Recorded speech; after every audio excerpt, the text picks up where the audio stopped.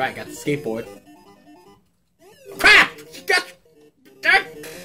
Oh!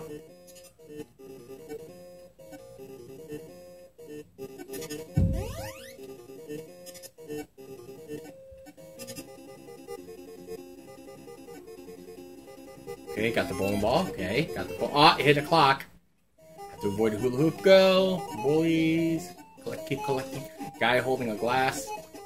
I just don't get that.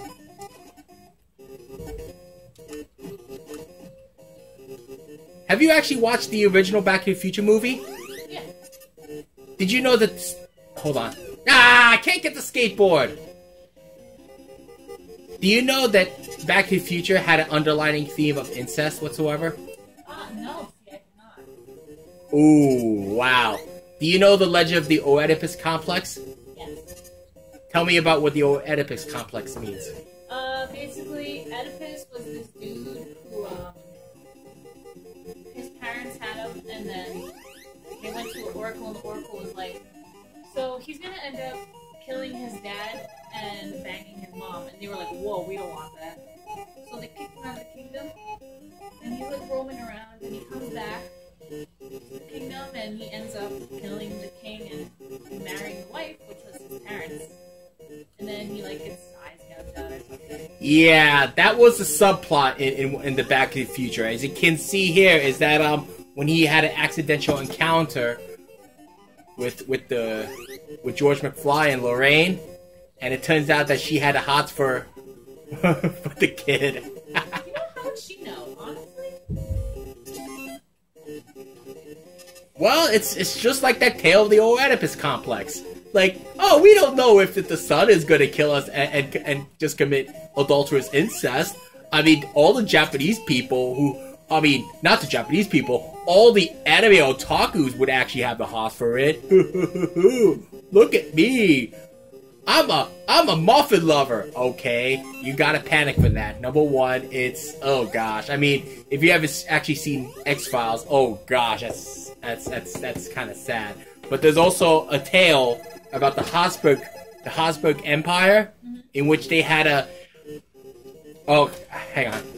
Gotta deal with this one first. Take your time, man. Hold on, let me pause this. So basically, it's about the Habsburg Empire, is that they're most notorious for being inter-royal marriages. In other words, they only reproduce by the closest of kin. So yes, this genetic inbreeding, it was so bad that it actually collapsed the entire dynasty. Oh my god.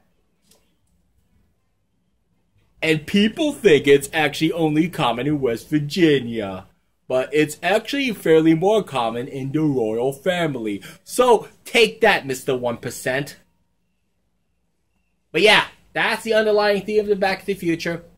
That's why Disney refused to even talk about it, even though they actually released Pretty Woman. Yeah, I don't blame them.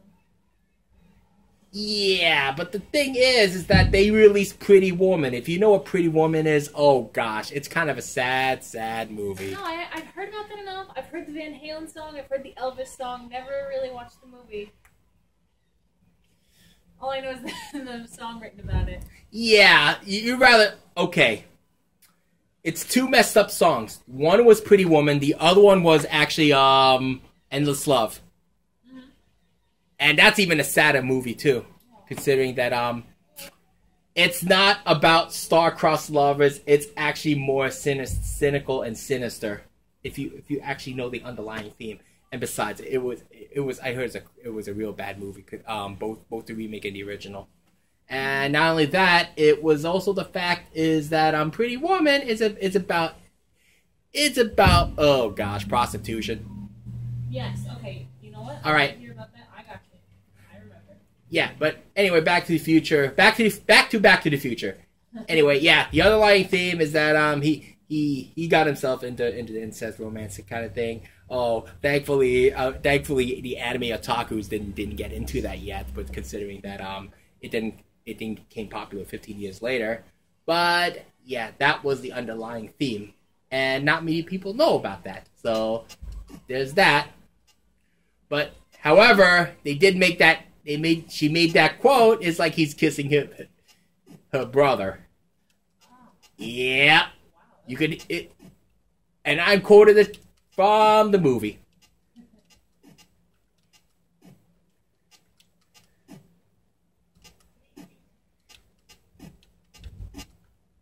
Say, do you ever been to an old school cafe? Like those luncheonettes? No. They're still around. You just gotta look hard enough. Say about that, ah, crap, I hit the waitress. Not supposed to. Gives me a super shake. It's like a smart bomb.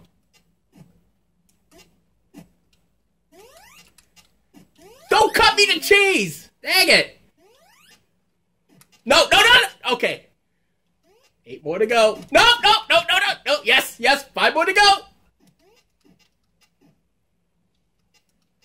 Yes. Passed.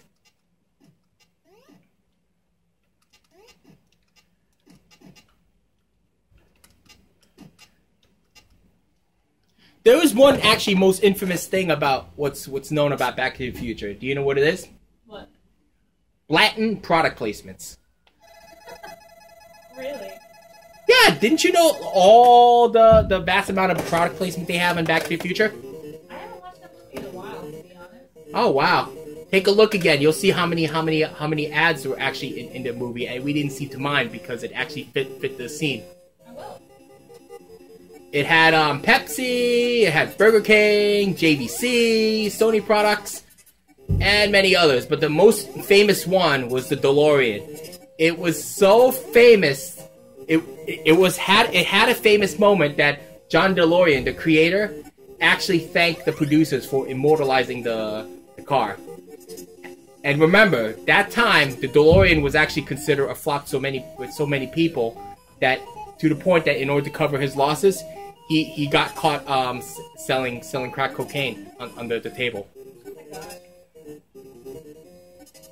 And in order to get a lighter sentence, he agreed to come clean or some sort. I don't know what the details was, but the point is that had it not been for this movie, the DeLorean would fell to obscurity.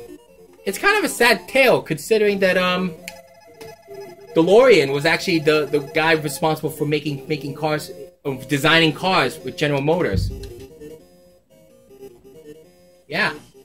I do remember reading one thing about the DeLorean was that the models actually didn't go over 85 miles an hour. Yes, that's another big issue. And remember, this was produced in Northern Ireland, and I think if I'm not mistaken, they don't have mph but only kilometers. I'm not sure what the European models are, but I know is that they only really focus more on the kilometers as opposed to miles per hour because obviously metrics, imperials, you know the drill. Yeah, they made a special edition where it had 95 miles an hour just so that the car could go up to 88 in the movie. Yep. There was also the issue. There was also that special American Express promotion they did with selling gold-plated DeLoreans. Really? Yeah, and only one is known in existence so far, and I believe it's in Reno. I'm not sure. I know it's in a museum somewhere. But yeah, there's so much product placement that people didn't mind actually, which is kind of cool. One of the only movies so far that people didn't mind about the product placements. Oh gosh, I mean, Man of Steel was a horrible one. Man of Steel is horrible. I mean, the blatant product placement. If it doesn't fit in the movie, it doesn't work.